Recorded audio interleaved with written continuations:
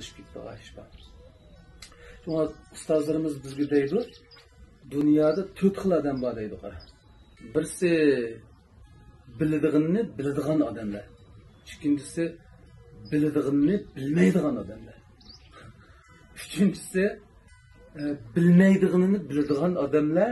Dördüncüsü bilmeydiğini bilmeydigan odamlar. Birincisi qanday odamga desa, shu dal boya biz deganda ko'p anglagan, ko'p ko'rgan, ko'p qatnashgan, oz so'zlar egallaganlarni pishirib ko'nglida bir sistemini bilim nazariy qurilmoq aylandigan odamlar. Yani o'zi so'zlayotgan narsani, o'z doirasida so'zlayotgan narsaning nimaligini biladi. O'zining bu kasb ustida ma'lum yakunga ega ekanligini biladi. Ham boshqalarga so'zlab beradi, o'rgata o'rgatganlarning asosi bor. O'zi ishonch bilan so'zlaydi, o'rgangan odamlarni isbot yakunlar bilan o'rganadi. Ular biladiganini biladigan odamlar. Bizdan o'zimiz jamiyatda hurmat qilayotgan odamlar shu olimlarimiz, haqiqiy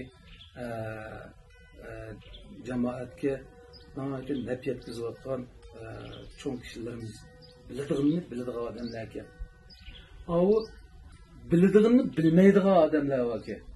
Bu odamlar o'rganadiki, kecha kunduz tirishib o'rganadiki, kasbni egallaydi, lekin o'zidagi nazariyaviy amaliy bilimlarni boshqalarga o'rgatolmaydi deydi. So'zlab berolmaydi. Ularda notiqlik ilmi yoki so'zmanlik, joy-joyida jumlalarni qurashtirib, logikalik, odamlarni bir qoyil qiladigan, shunda sistemni so'zlaydigan iqtidor tuyan bo'ladi deydi. Bunda odamlardan jamiyatga, odamlarga ziyon yetmaydi, ammo foyda yetmaydi deydi. Üçüncüsü o'zining bilmaydiganini biladigan odamlar deydi. Bu qanday odamlar desa, mushu ishni men bilmayman deb o'zini his qila oladigan, o'zini biladigan odamlarda bu kasbda mening bilimim yo'q. Shunga men so'zlasam bo'lmaydi. Bu doirada men gap qilsam, mening gapim oqmaydi deb bular shuni ko'p anglaydi ekan boshqalarnikini. O'zim bilmayman bo'lgandan keyin biladiganlarnikini ko'p anglaydi ekan.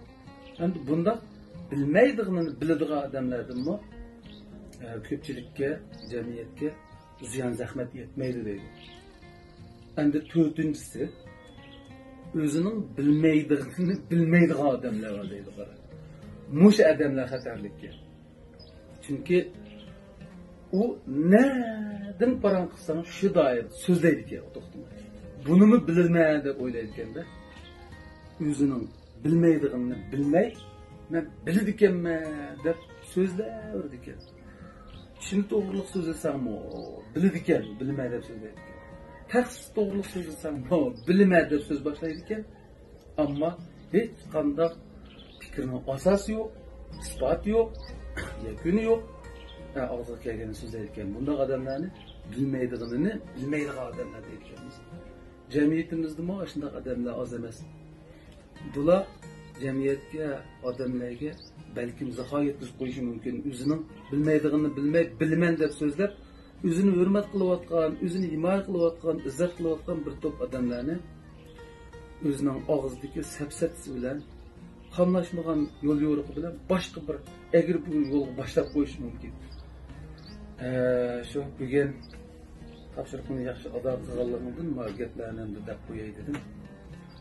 Ko'p anglash, ko'p bilim egallash, ham o'z biladigan doirasida so'zlash, bilmaydiganni anglash so'zlamaslik.